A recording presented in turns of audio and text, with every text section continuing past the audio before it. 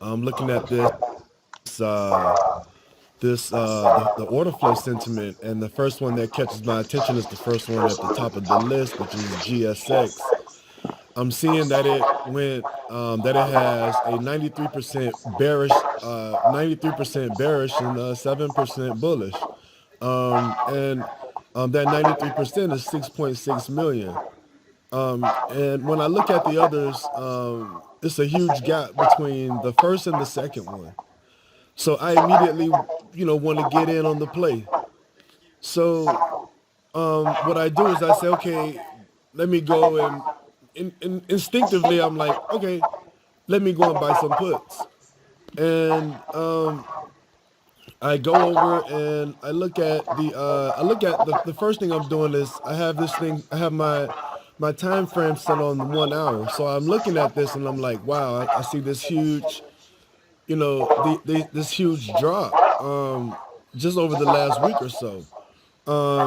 And one other thing that we look at is that we are at a support level. So if you kind of look at this level right here,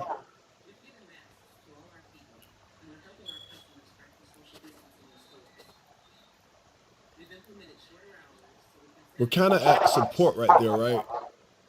That's kind of like a support level. Right here, it bounced at this low level at 29 on this day. It climbed back up and then now it bounced back at this level.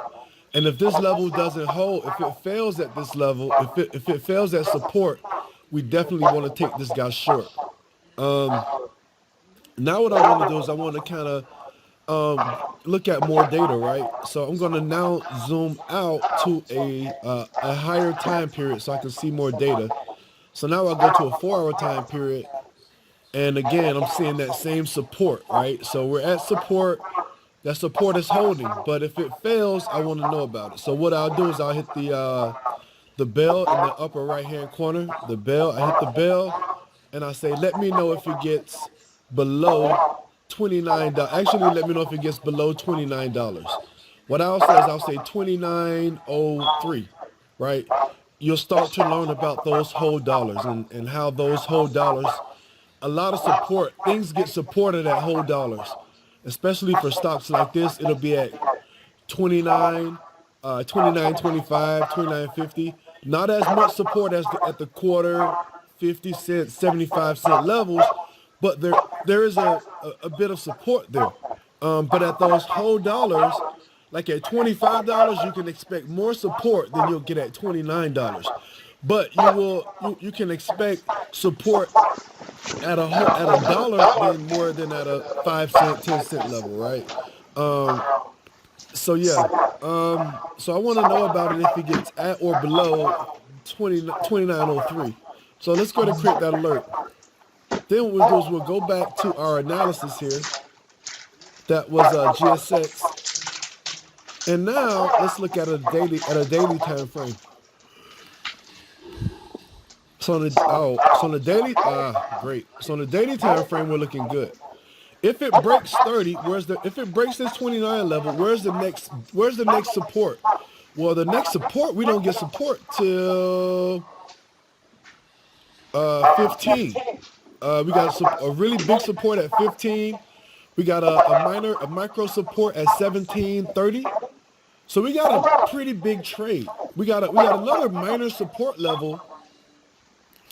We have another minor support level. Yeah, our next minor support is right around 17.5.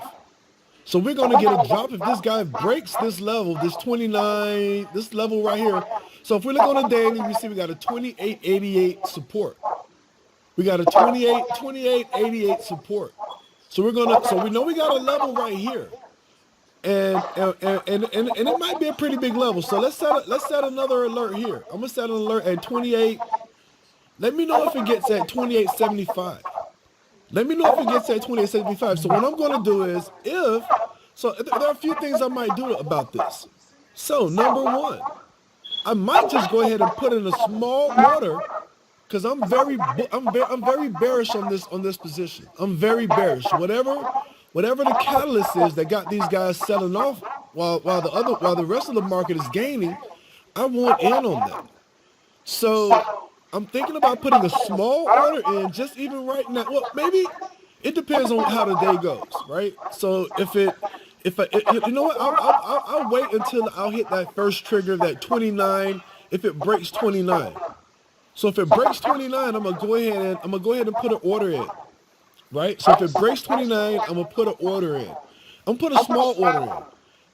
And if it further breaks down below that 28.75 level, I'll put a big order in. Now, another thing I'm going to do is I'm going to buy time. I'm not going to put an order. I'm not going to buy a contract that expires this week or even next week, maybe. I'm going to look at the option chain and I'm going to make some decisions. But I am going to buy time because I want to be a couple months out. Actually, I want to give this guy time to fail, right? So let's look at the option chain, and we're going to do all this on our cell phone. So let's look at the option chain. I'm not really interested in this week. And these guys only have monthly options. So these guys don't even have weekly options. So that's another great thing for me. Cool. One thing I also want to know is what the heck is GSX? So I can kind of make my own common sense about this company. So GSX is if you look in the upper left hand corner, it says GSX Tech Edu Inc. Not sure exactly what that means, but here I want to do a little bit of research real quick. What is GSX? So what is GSX? Sorry. What is GSX? What is GSX? Fraud allegations as so they got fraud stuff going on. China firm. Oh, it's a China stock. Oh yes. Now what I'm hearing on the news right now is the U.S. is like, hey China, you guys have crazy accounting practices. If all your stocks don't change to our accounting practices, we're gonna delist every company off. You guys can't trade in the U.S. anymore. Period. And that's what's going on. And it's stupid that wasn't that they that's just common sense. Like you gotta use the US that you gotta abide when you come over here, you gotta abide by US laws, right? I mean that's just common sense. So anyway, I want to short these guys. It's part of that whole China thing. So I'm gonna go ahead and I'm looking. Let's first look at this January contract. We're looking on the put side, so we're going to be on the right side of this, and we're going to add more strikes. Let's turn on all our strikes actually. Let's turn on all the strikes and see what strikes are available. So the lowest we can go for right now is the $20 in January. So so the market makers haven't even made up options for lower levels out that far. But if we look in June, we can go down to we got a $15 June. Actually right now. I'm gonna wait, but I'm gonna put a conditional order in on that $15 that June $15. Oh yes. I'm gonna put a conditional order in that June $15. So today is May. What's today? May 21. So we got June 9th. So we got 30 days. I'm gonna put this order in. So I'm gonna put a conditional order in right now.